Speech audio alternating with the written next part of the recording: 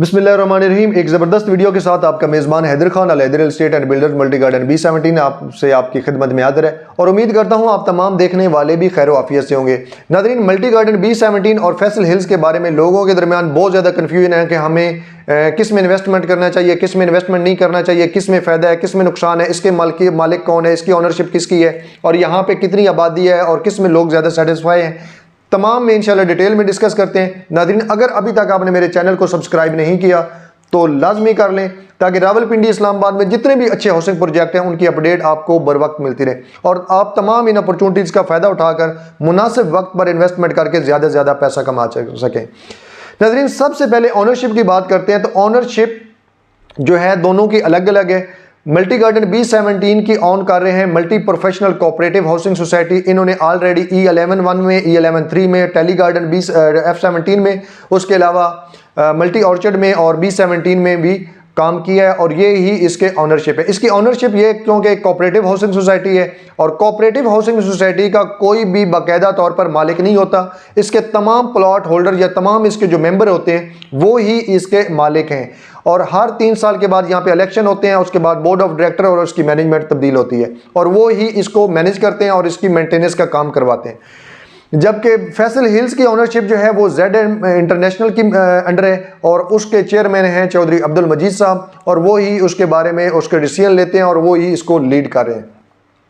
इसके बाद नाज़रीन अगर दूसरी बात पे है इसके NOC के बारे में तो दोनों सोसाइटीज़ जो हैं ये NOC अप्रूव्ड है। मल्टी गार्डन B17 के 9 ब्लॉक हैं, A से लेकर G तक, 2 इसमें एक्सटेंशन भी हैं B1 और C1 के नाम से। टोटल ये 9 ब्लॉक हैं और 9 के 9 ब्लॉक जो हैं ये NOC अप्रूव्ड है और यहाँ पे आपको किसी किस्म का NOC के हवाले से कोई टेंशन की ज़रूरत नहीं है। और जबकि आपका फैसल हिल्स जो है इसमें A, B, C ब्लॉक जो है ये भी NOC अप्रूव्ड है। D ब्लॉक चूँकि रिसेंटली लॉन्च हुआ था और इसका जो NOC है ये भी जो है अंडर प्रोसेस है और वो भी इंशाल्लाह अनकरीब कंप्लीट हो जाएगा। बाकी इसकी लोकेशन की बात करें तो लोकेशन वाइज जो है मल्टी गार्डन B17 इस्लामाबाद की हदूद में आता है और इसको CDA के रूल एंड रेगुलेशन के अंडर ही कैरी किया जा रहा है। जबकि जो फैसल हिल्स है और वो आता है रावलपिंडी के टेक्सला की हदूद में और वो अंडर जो है वो RDA के है और उसकी RDA के जो रूल एंड रेगुलेशन है वो ही उस पर अप्लाई होते हैं।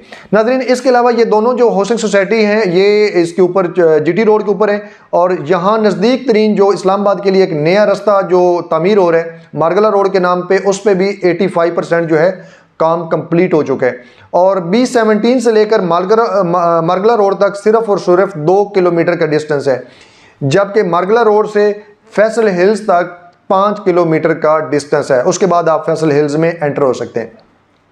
इसके अलावा नाज़रीन अगर प्लॉट साइज़ की बात करें तो वो दोनों में सेम है। 5 मरला से स्टार्ट होते हैं और 2 कनाल के प्लॉट हैं जिसमें 5 मरला है, 8 मरला, 10 मरला, 14 मरला कनाल और 2 कनाल के प्लॉट हैं। सेम प्लॉट साइज़ हैं।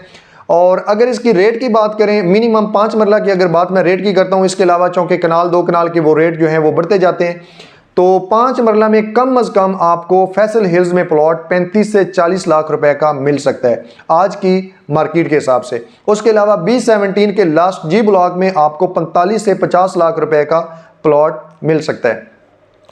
अभी तक B17 में अल्हम्दुलिल्लाह 45 to 50% जो है वो आबादी हो चुकी है। यहाँ पे लोग रह रहे हैं, लोगों ने अपने घर बनाए हैं और लोग यहाँ पे बाकायदा तौर पर अपने रिहाइश पजीर हैं और मुतमिन हैं। उसके अलावा अभी फैसल हिल्स में उस लिहाज से अभी तक आबादी नहीं है, वहाँ से अभी सिर्फ और सिर्फ 2 से 5% जो है वो आबादी है। उसके अलावा अभी प्लॉट जो है वहाँ पे खाली है।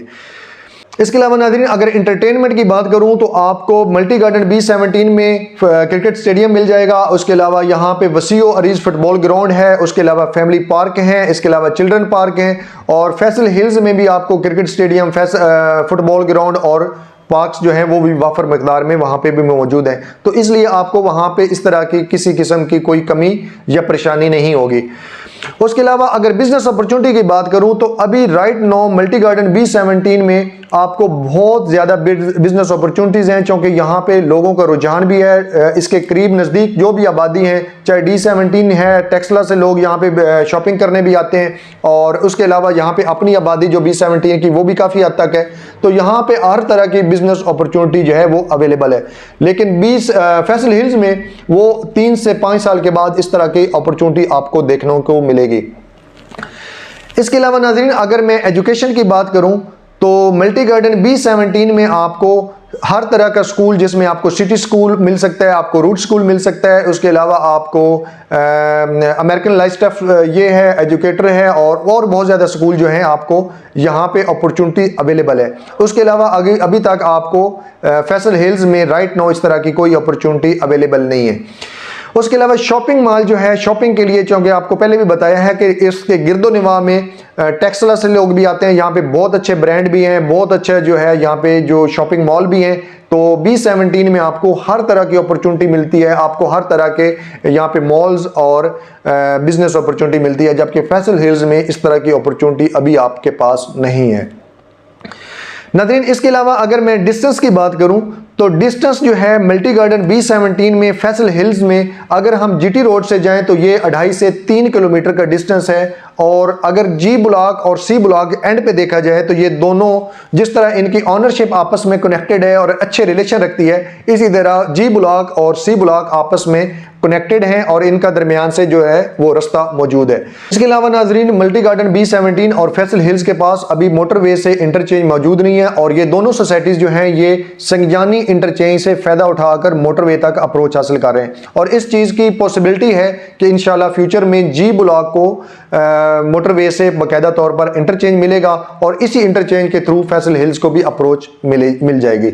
और इसके अलावा लास्ट में अगर मैं कस्टमर सेटिस्फेक्शन की बात करूं, ये मेरे पर्सनल व्यू हैं, और इसके बारे में मतलब हर बंदे के अपने डिफरेंट व्यूज़ होते हैं, और मैं ये समझता हूं 50% लोग सेटिस्फाई हैं जो इसके मेंबर हैं या जिन लोगों ने प्लॉट खरीदे हैं। 50 to 60% लोग फैसल हिल से मुतमिन हैं, और अराउंड जो है 85 to 90% लोग मल्टी गार्डन B17 से सेटिस्फेक्शन रखते हैं। और क्योंकि 100% पॉसिबल नहीं है कि कोई भी 100% किसी भी सोसाइटी से मुतमिन हो, तो ये मेरे एक पर्सनल ओपिनियन थे। मैंने कोशिश की है कि जल्दी जल्दी आप लोगों को चंद एक जो इसके पॉइंट थे जिसकी वजह से ये दोनों सोसाइटी एक दूसरे से डिफरेंस रखती थी, आपके सामने डिस्कस करूं, और इससे आप इख्तलाफ भी कर सकते हैं। अगर आपको इख्तलाफ है तो आप लाजमी कमेंट कीजिएगा, और इसके अलावा कोई अगर पॉइंट जो जिस पे अभी मैंने डिस्कस ना की हो तो लाजमी हाईलाइट करें। इंशाल्लाह मैं इसके बारे में एक मजीद वीडियो भी बनाऊंगा, और उम्मीद करता हूं आपको ये मेरी वीडियो पसंद आई होगी। और मैंने कोशिश की थी कि मुख्तसर टाइम के अंदर तमाम वो पॉइंट जिनके बारे में लोगों के दरमियान कन्फ्यूजन थी उसको क्लियर कर दूं। और इसके अलावा नाज़रीन, अगर आप मल्टी गार्डन B17 में या फैसल हिल्स में या फैसल मार्गला सिटी में इन्वेस्टमेंट करना चाहते हैं, घर बनाना चाहते हैं, तो आप लाजमी खिदमत का मौका दीजिएगा। आप कमर्शियल या रेजिडेंशियल कोई भी प्लॉट खरीदना चाहते हैं या बेचना चाहते हैं तो आप लाजमी मेरे नंबर पर रब्ता करें। इंशाल्लाह एक नई वीडियो के साथ आपकी खिदमत में दोबारा हाजिर होता हूँ। तब तक इजाज़त दें। अल्लाह हाफिज़।